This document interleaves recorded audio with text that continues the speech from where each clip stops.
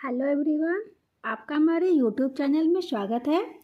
आज हम 2014 में हुए सीटेट पेपर फर्स्ट कक्षा 1 से 5 का यहाँ पे हम सीडीपी के क्वेश्चन सॉल्व करेंगे।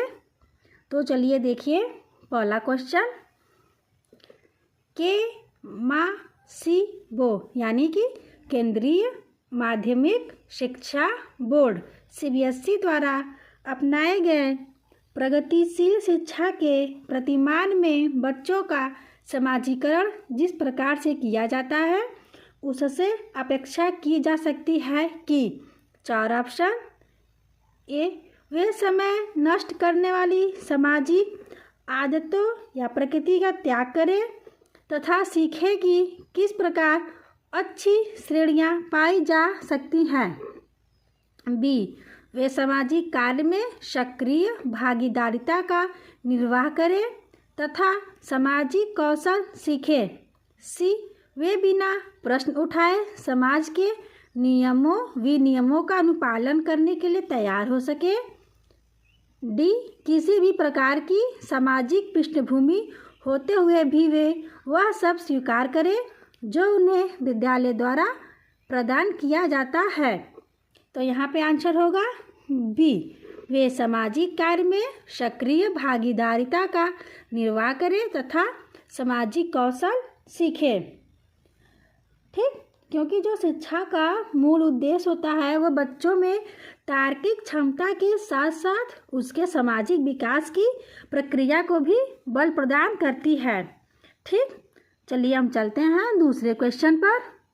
देखिए दूसरा क्वेश्चन, निम्नलिखित में से कौन सा वाइगोत्स्की के सामाजिक सांस्कृतिक सिद्धांत पर आधारित है। 4 ऑप्शन। ए, सक्रिय अनुकूलन। बी, पारस्परिक शिक्षण। सी, संस्कृति निरपेक्ष संज्ञानात्मक विकास। डी, अंतर्दृष्टिपूर्ण अधिगम। तो इसका आंसर होगा बी, पारस्परिक शिक्षण। ठीक, जो पारस्परिक शिक्षण वाइगोत्स्की के सामाजिक सिद्धांत पर आधारित है। ठीक, क्योंकि जो इसका निहितार्थ यानी कि इसका जो तात्पर्य है यह सहयोगात्मक समस्या समाधान है। ठीक है, चलते हैं हम अगले क्वेश्चन पर। देखिए तीसरा क्वेश्चन, एक शिक्षिका अपनी कक्षा से कहती है सभी प्रकार के प्रदत्त कार्यों का निर्माण इस प्रकार किया गया है कि प्रत्येक विद्यार्थी अधिक प्रभावशाली ढंग से सीख सके, अतः सभी विद्यार्थी बिना किसी अन्य की सहायता से अपना कार्य पूर्ण करें। वह कोहलबर्ग के किस नैतिक विकास के चरण की ओर संकेत दे रही है। 4 ऑप्शन दिए हैं। ए, औपचारिक चरण। 4, कानून और व्यवस्था। बी, पर औपचारिक चरण। 5, सामाजिक संविदा। सी, पूर्व औपचारिक चरण 1, दंड परिवर्जन। डी, पूर्व औपचारिक चरण 2, वैयक्तिकता और विनिमय। तो इसका आंसर होगा ए, औपचारिक चरण 4, कानून और व्यवस्था। ठीक, अब चलिए चलते हैं हम चौथे प्रश्न पर। देखिए चौथा क्वेश्चन, 14 वर्षीय देविका अपने आप में पृथक स्वनियंत्रित व्यक्ति की भावना को विकसित करने का प्रयास कर रही है। वह विकसित कर रही है। 4 ऑप्शन। ए, नियमों के प्रति घृणा। स्वायत्तता, किशोरावस्थात्मक अक्षरपन। डी, परिपक्वता। तो इसका आंसर होगा बी, स्वायत्तता। ठीक, चलते हैं हम 5वें क्वेश्चन की ओर। देखिए 5वां क्वेश्चन, प्रगतिशील शिक्षा के संदर्भ में निम्नलिखित में से कौन सा कथन जॉन डीवी के अनुसार समुचित है। 4 ऑप्शन। ए, कक्षा में प्रजातंत्र का कोई स्थान नहीं होना चाहिए।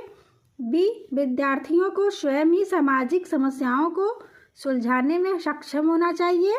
सी, जिज्ञासा विद्यार्थियों के स्वभाव में अंतर्निहित नहीं है अपितु इसका कर्षण या संवर्धन करना चाहिए। डी, कक्षा में विद्यार्थियों का निरीक्षण करना चाहिए न कि सुनना चाहिए। इसका आंसर होगा बी, विद्यार्थियों को स्वयं ही सामाजिक समस्याओं को सुलझाने में सक्षम होना चाहिए। ठीक, चलते हैं हम छठवें क्वेश्चन की ओर। देखिए छठवां क्वेश्चन, भाषा अवबोधन से संबंध विकार है। 4 ऑप्शन, ए चलाघात, बी पठन वैकल्य, सी वाक संबंध रोग, डी भाषाघात। तो इसका आंसर होगा डी भाषाघात या फिर अफेसिया। ठीक, भाषाघात क्या है? ये अवबोधन से संबंध विकार है। ठीक, क्योंकि इसमें जो पीड़ित छात्र होते हैं ना, वो मौखिक रूप से सीखने एवं अपने विचारों को अभिव्यक्त करने में कठिनाई का अनुभव करते हैं। हम चलते हैं 7वें क्वेश्चन की ओर।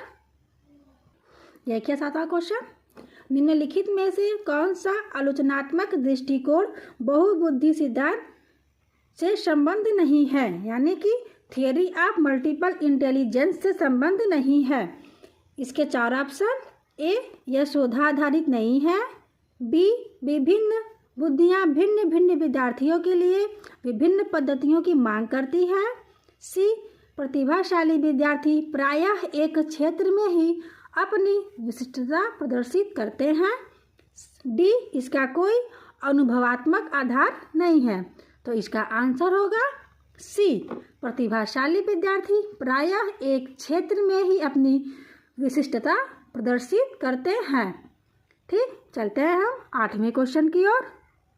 देखिए 8वां क्वेश्चन, बहुबुद्धि सिद्धांत को वैध नहीं माना जा सकता क्योंकि विशिष्ट परीक्षणों के अभाव में भिन्न बुद्धियों का मापन संभव नहीं है, बी यह सभी 7 बुद्धियों को समान महत्व नहीं देता है, सी यह केवल अब्राहम मैस्लो के जीवन भर के सुदृढ़ अनुभवात्मक अध्ययन पर आधारित है, डी यह सर्वाधिक महत्वपूर्ण सामान्य बुद्धि जी के अनुकूल या सुसंगत नहीं है।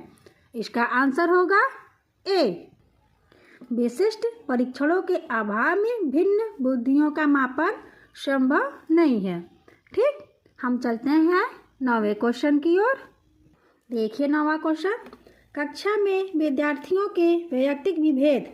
4 ऑप्शन, ए लाभकारी नहीं है क्योंकि अध्यापकों को वैविध्यपूर्ण कक्षा को नियंत्रित करने की आवश्यकता है, बी हानिकारक है क्योंकि इनसे विद्यार्थियों में परस्पर द्वंद्व उत्पन्न होते हैं, सी अनुपयुक्त है क्योंकि ये सर्वाधिक मंद विद्यार्थी के स्तर तक पाठ्यचर्या के स्थानांतरण की गति को कम करते हैं, डी लाभकारी है क्योंकि ये विद्यार्थियों की संज्ञानात्मक संरचनाओं को खोजने में अध्यापकों में प्रवृत्त करते हैं। तो इसका आंसर होगा डी लाभकारी है क्योंकि ये विद्यार्थियों की संज्ञानात्मक संरचनाओं को खोजने में अध्यापकों को प्रवृत्त करते हैं। अब चलते हैं 10वें क्वेश्चन की ओर।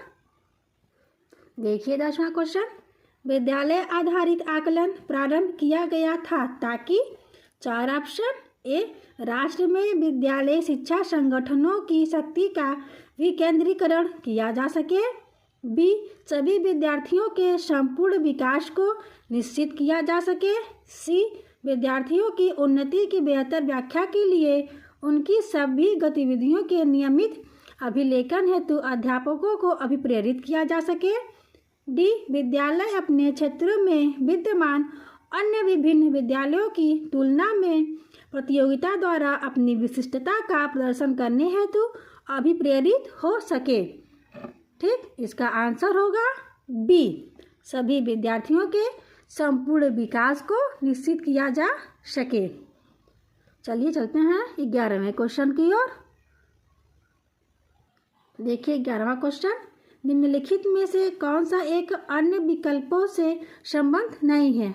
4 ऑप्शन, ए प्रश्नोत्तर सत्रों को संगठित करना, बी किसी विषय पर विद्यार्थियों की प्रतिक्रिया को लेना, सी प्रश्नोत्तरी या क्विज परिचालित करना, डी स्व आकलन के कौशल को प्रतिमानित करना। तो इसका आंसर होगा डी स्व आकलन के कौशल को प्रतिमानित करना। ठीक, चलते हैं हम नेक्स्ट क्वेश्चन पर। देखिए 12वां क्वेश्चन, निम्नलिखित में से कौन सा प्रश्न अपने विशिष्ट क्षेत्र से ठीक तरह से मिला हुआ है। 4 ऑप्शन, ए क्या आप अपने विद्यार्थियों को उनकी मूल्यांकन गणित की उपलब्धि के आधार पर वर्गीकृत कर सकते हैं? बी, पिछली रात दूरदर्शन पर दिखाए गए सृजनशील क्रिकेट मैच में निर्णायक क्षण कौन सा था?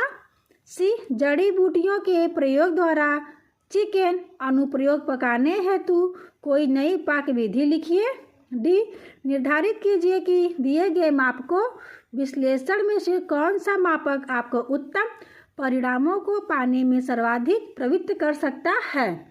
ठीक, तो इसका आंसर होगा डी, निर्धारित कीजिए कि दिए गए मापकों विश्लेषण में से कौन सा मापक आपको उत्तम परिणामों को पाने में सर्वाधिक प्रवृत्त कर सकता है। ठीक है,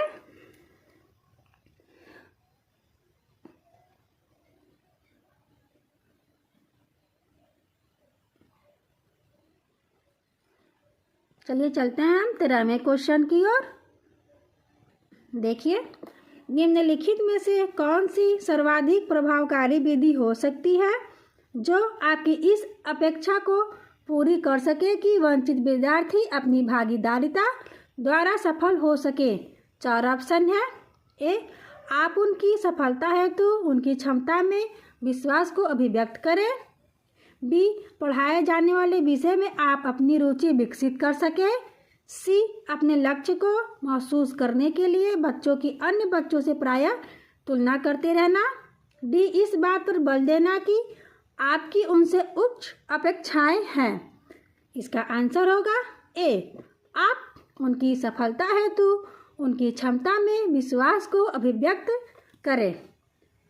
ठीक, चलते हैं 14वें क्वेश्चन की ओर।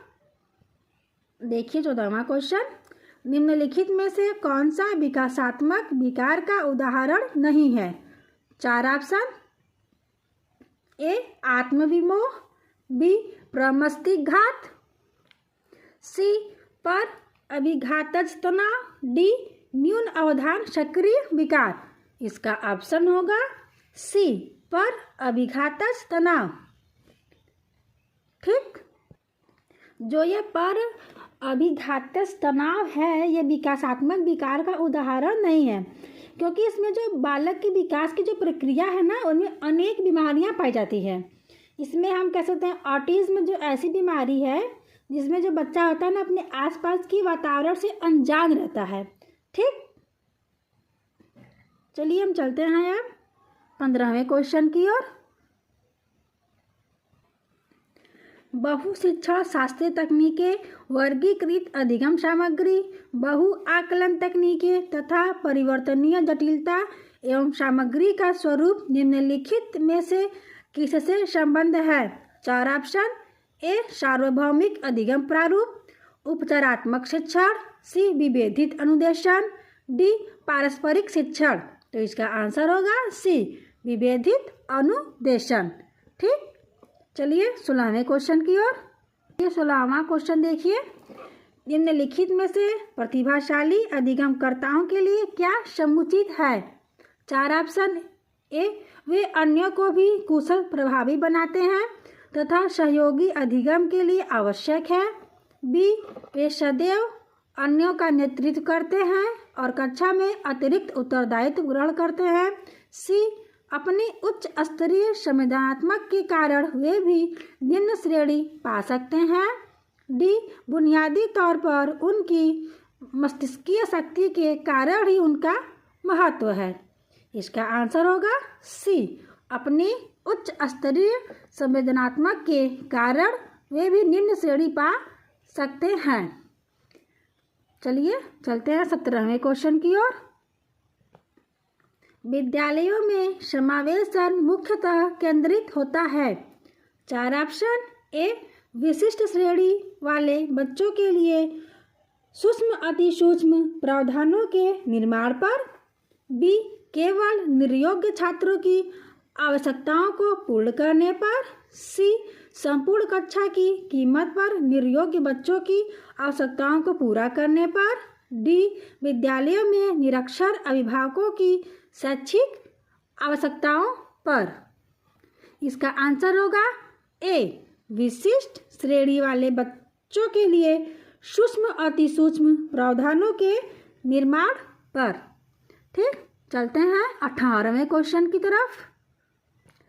बच्चों में सीखी गई निस्सहायता का कारण है। 4 ऑप्शन। ए, इस व्यवहार को अर्जित कर लेना कि वे सफल नहीं हो सकते। बी, कक्षा गतिविधियों के प्रति कठोर निर्णय। सी, अपने अभिभावकों की अपेक्षाओं के साथ तालमेल न बना पाना। डी, अध्ययन को गंभीरतापूर्वक न लेने हेतु नैतिक निर्णय। तो इसका आंसर होगा ए, इस व्यवहार को अर्जित कर लेना कि वे सफल नहीं हो सकते। ठीक, चलते हैं 19वें क्वेश्चन की ओर। देखिए 19वां क्वेश्चन। यदि एक विद्यार्थी विद्यालय में लगातार निम्नतर श्रेणी प्राप्त करता है तो उसके अभिभावक को उसकी सहायता हेतु परामर्श दिया जा सकता है कि। 4 ऑप्शन। ए, वह अध्यापकों की घनिष्ठ संगति में कार्य करे। बी, मोबाइल फोन, चलचित्र, कॉमिक्स, खेल हेतु अतिरिक्त काल पर रोक लगाए। सी, जो भली भांति शिक्षा नहीं ले पाए उनकी जीवन संबंधी कठिनाइयों का वर्णन करे।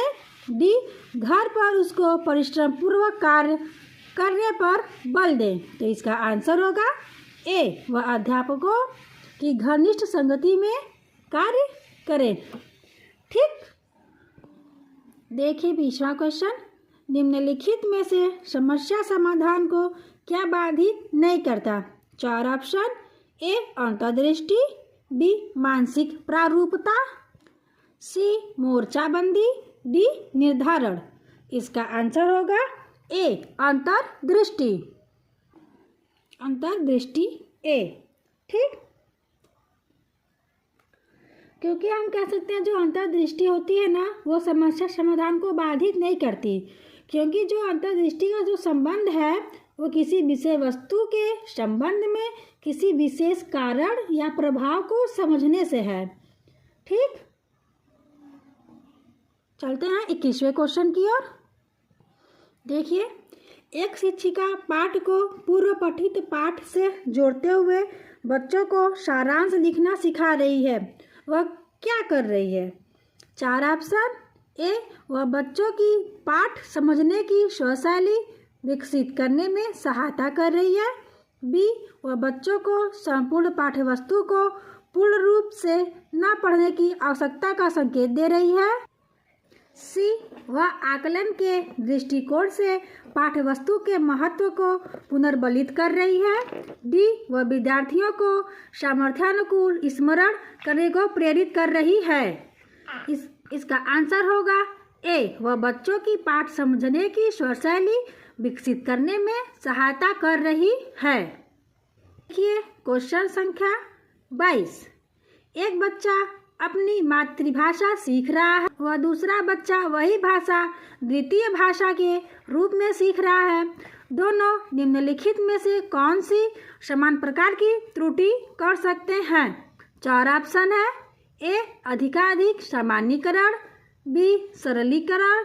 सी, विकासात्मक। डी, अत्यधिक संशुद्धता। इसका आंसर होगा सी, विकासात्मक। देखिए 23वां क्वेश्चन। परीक्षा में तनाव निष्पत्ति को प्रभावित करता है। यह तथ्य निम्नलिखित में से किस प्रकार के संबंध को स्पष्ट करता है। 4 ऑप्शन। ए, संज्ञान भावना। बी, तनाव विलोपन। सी, निष्पत्ति चिंता। डी, संज्ञान प्रतियोगिता। इसका आंसर होगा ए, संज्ञान भावना। ठीक, चलते हैं हम 24वें क्वेश्चन की ओर। देखिए 24वां क्वेश्चन। एक अध्यापक उस बच्चे के साथ परामर्श करते हैं जिसकी निष्पत्त्यात्मक प्रगति एक दुर्घटना के पश्चात अनुकूल नहीं है। निम्नलिखित में से कौन सी प्रक्रिया विद्यालय में परामर्श के लिए सबसे बेहतर हो सकती है। 4 ऑप्शन। ए, यह एक उपशामक उपाय है ताकि लोग अपने को आरामदायक महसूस कर सके। बी, यह अपने विचारों द्वारा खोज करने हेतु लोगों में आत्मविश्वास का निर्माण करता है। सी, विद्यार्थियों को भविष्य के विकल्पों को चुनने हेतु यह एक अच्छा संभावित परामर्श है। डी इस कार्य को केवल अनुभवी कुशल व्यावसायिक विशेषज्ञ से कराया जा सकता है। इसका आंसर होगा बी। यह अपने विचारों द्वारा खोज करने हेतु लोगों में आत्मविश्वास का निर्माण करता है। प्रश्न संख्या 25। एक विद्यार्थी उच्च स्तरीय सृजनशील रंगमंचीय कलाकार बनना चाहता है। उसके लिए निम्नलिखित में से कौन सा उपाय सबसे कम प्रेरक होगा? 4 ऑप्शन। ए, राज्य स्तरीय प्रतियोगिताओं को जीतने का प्रयास करना ताकि छात्रवृत्ति पाई जा सके। बी, अपने रंगमंचीय कलाकार साथियों के साथ समानुभूतिपूर्ण स्नेही तथा सहयोगी संबंध विकसित करना। सी, उन रंगमंचीय कौशलों को अधिक समय देना जिनसे वह प्रफुल्लित होता है। डी, संसार के श्रेष्ठ रंगमंचीय कलाकारों की निष्पत्ति से संबंध साहित्य पढ़ने के लिए तथा उससे सीखने के प्रयास के लिए कहना। इसका आंसर होगा ए, राज्य स्तरीय प्रतियोगिताओं को जीतने का प्रयास करना ताकि छात्रवृत्ति पाई जा सके। यह सबसे कम प्रेरक होगा। ठीक, चलते हैं 26वें क्वेश्चन की ओर। 26वां क्वेश्चन, इनमें से कौन सा सिद्धांतकार यह मत स्पष्ट करता है कि बच्चे अपनी वृद्धि व विकास हेतु कठोर अध्ययन करते हैं? 4 ऑप्शन। ए, बंडूरा, बी, मैस्लो, सी, स्किनर, डी, पियाजे। इसका आंसर होगा बी, मैस्लो। देखिए 27वां क्वेश्चन, निम्नलिखित में से कौन सा तत्व कक्षा में अधिगम हेतु सहायक हो सकता है? ए, बच्चों को अधिगम हेतु प्रेरित करने के लिए परीक्षणों की संख्या को बढ़ा देना। बी, अध्यापकों द्वारा बच्चों की स्वायत्तता को बढ़ावा व सहायता देना। सी, समानता बनाए रखने के लिए किसी एक अनुदेशन पद्धति पर टिके रहना। डी, कालांश की अवधि को 40 मिनट से 50 मिनट तक बढ़ा देना। तो इसका आंसर होगा बी, अध्यापकों द्वारा बच्चों की स्वायत्तता को बढ़ावा व सहायता देना। ठीक, चलिए 28वें क्वेश्चन की ओर। परिपक्व विद्यार्थी 4 ऑप्शन। ए, इस बात में विश्वास करते हैं कि उनके अध्ययन में भावनाओं का कोई स्थान नहीं है। बी, अपनी बौद्धिकता के साथ अपने सभी प्रकार के द्वंद्वों का शीघ्र समाधान कर लेते हैं। सी, अपने अध्ययन में कभी कभी भावनाओं की सहायता चाहते हैं। डी, कठिन परिस्थितियों में भी अध्ययन से विचलित नहीं होते। तो इसका आंसर होगा सी, अपने अध्ययन में कभी कभी भावनाओं की सहायता चाहते हैं। चलिए 29वें क्वेश्चन की ओर। देखिए 29वां क्वेश्चन, पूर्व विद्यालय में पहली बार आया बच्चा मुक्त रूप से चिल्लाता है। 2 वर्ष पश्चात वही बच्चा जब प्रारंभिक विद्यालय में पहली बार जाता है तो अपना तनाव चिल्लाकर व्यक्त नहीं करता, अपितु उसके कंधे व गर्दन की पेशियां तन जाती हैं। उसके इस